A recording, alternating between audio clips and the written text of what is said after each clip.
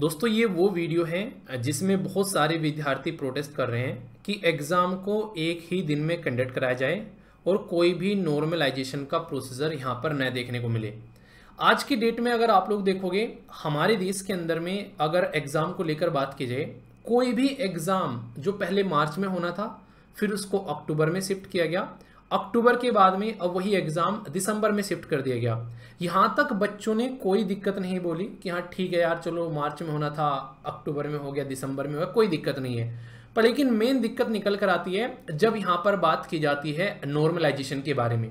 मतलब कहने का ये है कि आप लोग ये बात कैसे डिसाइड करोगे कि जो पेपर आप लोगों ने 7 दिसंबर को करवाया वो आसान था पेपर 8 दिसंबर की कंपेयर में, या फिर ये कैसे डिसाइड करोगे कि 8 दिसंबर वाला पेपर टफ था, 7 वाला आसान था, 7 वाला टफ था, 8 वाला आसान था। क्योंकि अगर आप लोग ये अपने बेसिस पर डिसाइड करोगे तो बच्चों का तो कोई मतलब रह नहीं जाता है। तो यहाँ पर एक छोटी सी बात बोली जा रही है और दुनिया भर के मीम्स आप लोगों को सोशल मीडिया पर देखने को मिलेंगे कि एक शिफ्ट मीठी खीर है उससे ज्यादा बवासीर है। पता नहीं क्या क्या बातें बोली जा रही है, पर इंपॉर्टेंट बात मैं आप लोगों को बता दूं, अगर ये पर्टिकुलर नॉर्मलाइजेशन की बात ये आयोग अपने नोटिफिकेशन में बोल देता ऐसा कुछ वो करने जा रहा है तो उसमें कोई दिक्कत नहीं थी। द हिंदू न्यूज़पेपर का मैंने डिस्कशन में ये पूरा डिस्कस टॉपिक ऑलरेडी कर चुका हूं, जो हमारी रेगुलर वीडियो आती है द हिंदू न्यूज़पेपर की, उसमें अगर आप लोग जाकर खोलेंगे 8 नवंबर का the Hindu newspaper page number 6 पर ये पूरा डिटेल में ये टॉपिक मैंने आप लोगों से डिस्कस किया था। इसको एक बार बता देता हूं कि खुद सुप्रीम कोर्ट भी इस बात को मना कर रहा है कि अगर आप लोगों ने एक बार कोई नोटिफिकेशन निकाल दिया किसी एग्जाम का तो आप लोग बाद में चलकर अगर बोलते हैं कि ऐसे नहीं हम तो एग्जाम को ऐसे कंडक्ट कराएंगे तो आप लोग उस बच्चे के फंडामेंटल राइट का हनन कर रहे हैं। आर्टिकल 14 और आर्टिकल 16 बकायदा इन्होंने लिखा है यहां पर इसको लेकर कि आप लोग बच्चे की राइट टू इक्वेलिटी, क्योंकि जिस बच्चे ने अगर 7 तारीख को पेपर दिया, पता चला पेपर उस दिन आसान था, उसके हिसाब से, ऐसा नहीं कि पेपर आसान था पर उसके हिसाब से आसान था, 8 तारीख को जो पेपर उसने दिया वो यहां पर टफ था उसके हिसाब से। तो यहां पर हर एक बच्चे का हिसाब अलग होता है। तो अगर राइट टू इक्वलिटी के बारे में बात करें, हो सकता है कि जो बच्चा जिस दिन पेपर दे रहा है उस दिन वो क्वेश्चन वो आगे जो उसने पढ़ नहीं रखे थे और उससे पहले दिन वो आगे जो उसने पढ़ रखे थे, तो इसमें उसकी क्या गलती है। तो यहां पर राइट टू इक्वलिटी होनी चाहिए आर्टिकल 14 के तहत में, और आर्टिकल 16 के तहत में इक्वल अपॉर्चुनिटी होनी चाहिए। अगर उस बच्चे ने उस दिन पेपर दे दिया जिस दिन उसका पढ़ा हुआ नहीं आया तो इक्वल अपॉर्चुनिटी तो उसको मिल नहीं पाई यार अपना एग्जाम क्लियर करने के लिए। तो ये उस पर्टिकुलर बच्चे का संविधान के अंदर में दिए गए अनुच्छेद 14 और 16 का हनन है।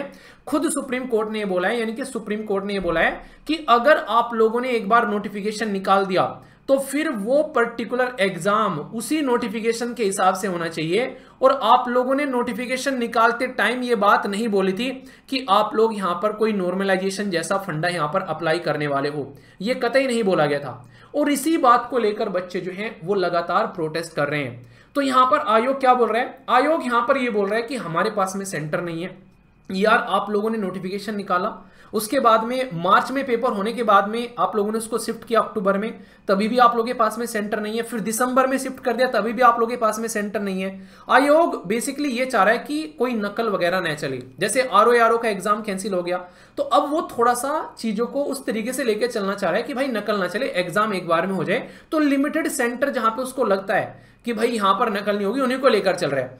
पर उसके इस डिसीजन की वजह से बच्चे तो यहां पर अनकंफर्टेबल हो गए ना, मतलब अपने आप को अगर आयोग कंफर्टेबल कर रहा है उससे बच्चे अनकंफर्टेबल हो जा रहे हैं। और सबसे बड़ी बात तो यहां पर सीधी सीधी ये है कि आप लोग ये काम कर ही नहीं सकते। खुद सुप्रीम कोर्ट ने अपना डिसीजन दे दिया यहां पर, आप लोगों के इस डिसीजन के जस्ट आप लोग देख सकते हैं यहां पर। और सुप्रीम कोर्ट ने ये ओनली ये नहीं बोला यूपी पीसीएस के लिए या बीपीएससी के लिए, यही सेम मुद्दा बीपीएससी में भी चल रहा है। तो यहां पर अगर कल को चलकर आप लोग कहीं पर भी नॉर्मलाइजेशन करते हो, चाहे कोई भी एग्जाम क्यों ना हो, भाई वो विद्यार्थियों के फेवर में नहीं होता है। आप लोग कैसे डिसाइड कर सकते हो, मान लीजिए मैं एक टॉपिक पढ़ के गया हूं, उस टॉपिक का क्वेश्चन आज नहीं पूछा गया, उस टॉपिक का क्वेश्चन दूसरी शिफ्ट में पूछ लिया और मेरा पेपर इस शिफ्ट में था, तो मतलब ये कैसे डिसाइड कर ले कि भाई ये पेपर टफ हो गया आसान हो गया, आप लोग कैसे उसको डिसाइड कर सकते हैं। तो अगर कोई भी रूल आप लोगों ने बनाया है तो नोटिफिकेशन में पब्लिश होना चाहिए, और अगर आप लोगों ने वो रूल नोटिफिकेशन में पब्लिश नहीं किया है तो ये आप लोगों का कोई अधिकार नहीं है कि एग्जाम का नोटिफिकेशन निकालने के बाद में कोई भी ऐसा काम करे। तो इसी चीज को यहां पर सामने रखने के लिए, इसी चीज को रोकने के लिए यहाँ पर आज की डेट में बच्चों ने कोशिश की है। एक अच्छी कोशिश होगी अगर आप लोग सब पार्टिसिपेट करेंगे, क्योंकि आप लोगों को प्रोटेस्ट करना हमारा संविधान खुद अधिकार देता है, आर्टिकल 19।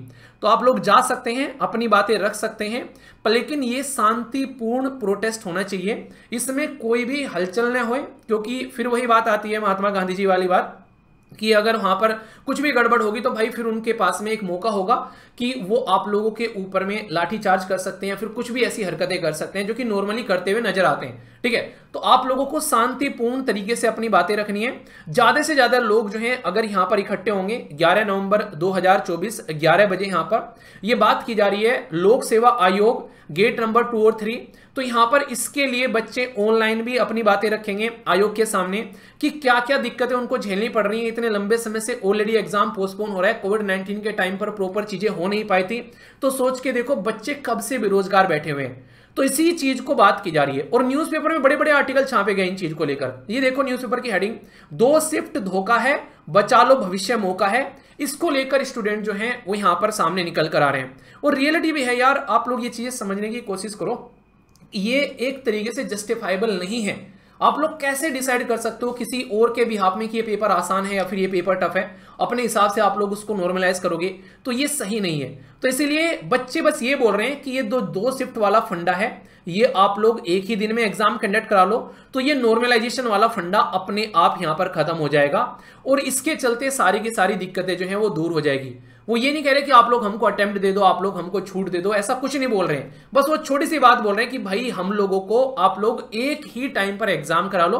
और सबसे बड़ी बात तो यार ये है, आप लोग सोच के देखो, ऑलरेडी एक बार जो बच्चे एग्जाम दे चुके हैं आरओ का, उनका प्रॉपर कहीं दूर दूर एग्जाम देने गए, वहां पर उनके सेंटर पड़े, अब वहां पर उन्होंने जाकर उसके लिए कहीं ना कहीं होटल रूम वगैरह भी लिए, आने जाने में खर्चा भी हुआ। तो सोच के देखो, उसके बारे में तो कोई बात ही नहीं करता है। अगर कभी पेपर कैंसिल हो जाता है तो एक बच्चे ने क्या क्या प्रॉब्लम फेस करी है उसके बारे में कोई बात ही नहीं करता है। उनको तो दूर दूर भूल जाते हैं भैया। होना तो ये चाहिए कि उस बच्चे की सारी अरेंजमेंट सरकार को करनी चाहिए अगर देखा जाए, क्योंकि पता नहीं कैसी सिचुएशन में बच्चा कहां से पैसे मांग कर लेकर आया, कैसे उसने इन चीजों को इस तरीके से करने की सोची, पर उसको न छोड़कर अब यहां पर ये तो छोटी सी बात हो गई यार। इसको जिस तरीके से भी अरेंज किया जाए, आयोग को इस चीज को यहां पर कहीं ना कहीं ये कंसीडर करना चाहिए, क्योंकि बच्चे एक जेन्युइन चीज के लिए मांग कर रहे हैं। ये कोई ऐसी चीज नहीं है कि जो कि गलत चीज है, वो एक ऐसी चीज के लिए मांग कर रहे हैं जो कि डिफाइन ही नहीं कर सकते आप लोग यहां पर किसी भी तरीके से। चाहे नॉर्मलाइजेशन के बारे में बात करो, चाहे परसेंटाइल के बारे में आप लोग बात कर लो, तो ये आपके हाथ में गेंद आ जाती है कि आप अपने हिसाब से उसको कर लेंगे, पर बच्चे के हिसाब से तो कुछ नहीं हुआ ना यहां पर। तो मेरे हिसाब से तो मतलब मैं पर्सनली, मेरे हिसाब से नॉर्मलाइजेशन जो है मैं पर्सनली इसको सपोर्ट नहीं करता हूं। और मैंने ये बात कई बार बोली है अपने द हिंदू न्यूज़पेपर का जो डिस्कशन आता है उसके अंदर में, जो भी टॉपिक आता है कई बार रखी है। और चाहे किसी भी एग्जाम की आप लोग तैयारी कर रहा है, कोई भी बच्चा हो, अगर नॉर्मलाइजेशन होता है तो मेरा ये मानना है कि आप लोग को सबको एक इकट्ठा होकर इस नॉर्मलाइजेशन जैसे प्रोसीजर को यहां पर रोकना चाहिए, ताकि एक फेयर कंपटीशन हो सके, एक सही तरीके से जांचा जा सके कि हाँ यही इंसान है जिसने मेहनत किया है। और अब तो सुप्रीम कोर्ट का जजमेंट भी आप लोगों के साथ में, क्योंकि किसी ने नहीं बताया था नोटिफिकेशन के टाइम पर कि ऐसा कुछ किया जाएगा, तो नोटिफिकेशन में नहीं है तो भाई आगे भी नहीं होना चाहिए। तो मैं आशा करता हूं कि आप लोग शांतिपूर्ण तरीके से अपनी बातें रखेंगे, प्रॉपर टाइम पर आप लोग पहुंचकर ये चीजें रखने की कोशिश करेंगे, और कोई भी ऐसा काम मत करिएगा जिससे कि यहां पर समाज के अंदर में कुछ गलत इंपैक्ट पड़े। आप लोग एक सिविलाइज सिटीजन हो, एक विद्यार्थी हो, ऑफिसर बनने वाले हो, तो ऑफिसर तरीके से अपनी बातें रखनी है। तो all the best to all of you, love you all, take care, जय हिंद।